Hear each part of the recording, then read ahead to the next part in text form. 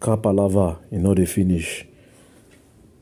Yeah, you guys are welcome to the channel Car Palava Fix. This is the journey to fixing an automatic transmission that was affected by flooding in the city of Lagos. The jar wasn't engaging anymore, so I was stranded somewhere. Somebody helped me tow my car. We had to drain out the transmission oil inside the gearbox to start with. As you can see, it's creamy. It's not supposed to be this color. It's usually light, a bit light, kind of light red, or let's say wine, light wine, like wine color. But now it's creamy, so we have to take it out. Putting another oil inside the gearbox, the car function just short distance and also packed up. So we had to take out the gearbox so we can gain access to the converter, which is, you get to see the converter looks like. So we had to drop the gearbox. However, I really learned a lot from this project. I really learned a lot, and I hope to transfer that learnings to you guys at the end of this entire series of getting to fix this gearbox. So we had to take down the gearbox, and I was so eager to get back on the road with the vehicle. So I patronized somebody that's known, a mechanic around that's known to do drop down on installation of such heavy equipment. So we had to take down the gearbox, which we accomplished. Here you go, the converter. So we manually did a thorough drain of the converter, making sure every oil contaminant is brought out from the converter, because water also definitely must have found its way into the converter. So I did this drain. I saw a video on YouTube where a converter like this was cleaned with gasoline, so I also did that. I left the converter turned upside down like this for it to drain. I drained out the oil, everything in it. So I added fuel, gasoline. I saw a video where somebody used gasoline to clean a converter just like this one. So I added fuel, although the guy had special tools like a blower that blew inside the converter. I don't have that tool, but I'll try to make use of what I can lay my hands on. So I still leave this for it to be, the fuel to be dropping little by little. What I'm trying to achieve is to get out all the contaminated oil as much as possible. So this switch right here is like a filter. So on opening this switch, see the amount of oil that came out from here. Can you see it? This is where the solenoid switch is. I'm also going to take out this one too. It's quite easy to take out.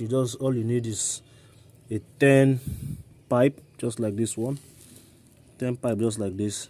But you have to be careful, don't allow any sand to enter into this component. So I'm thinking of taking out this sensor. Maybe I can get some oil drain out here, but I don't know if it's necessary. I don't know. I may eventually. Let me first of all clean up this place. I have a spray for fuel. I'll just use fuel to just spray all this place a bit to dissolve all the oil, make all the oil come out. I hope this gel works.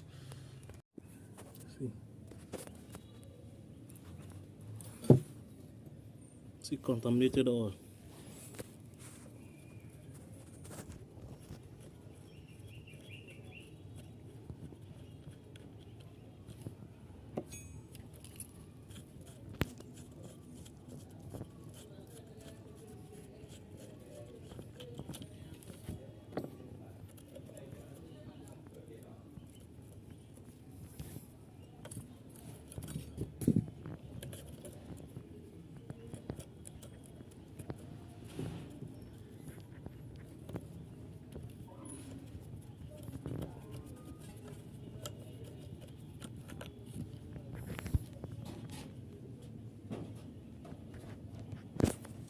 I'm having a thought, because what I'm seeing here, I'm still seeing oil dropping. Despite leaking this oil, there's still oil dropping from all these places I'm losing.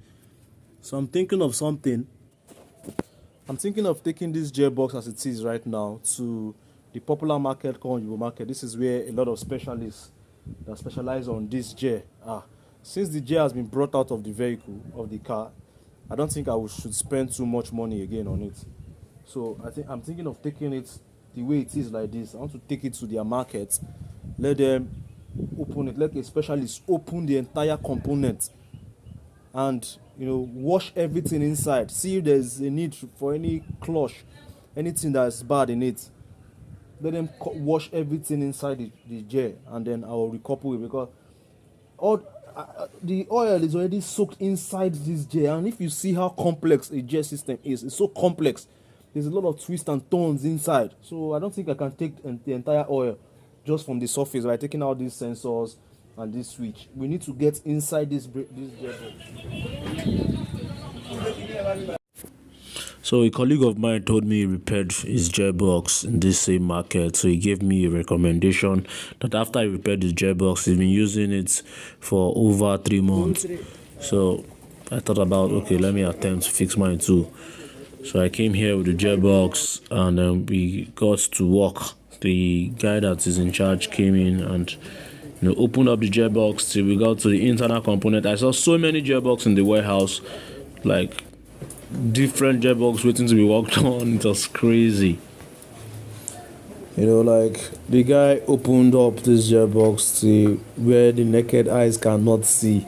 I gave him kudos. He tried in a small space. He can, open this thing and recouple it back for it to, be as one piece. That was some very talented engineering job. So as you can see, there's the oil inside the component, contaminated oil. So he had to service everything, and he changed the fibers. There's this stuff that look round that he changed. Okay, so fast forward, he's repaired the gearbox, and we've reinstalled. So it's time to test the car. On driving the car, it was shifting.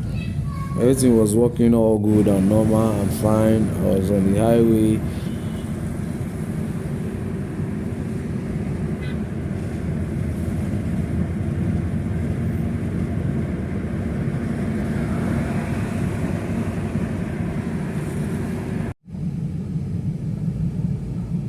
Now fast forward to about a week later, and then the gear wasn't engaging properly.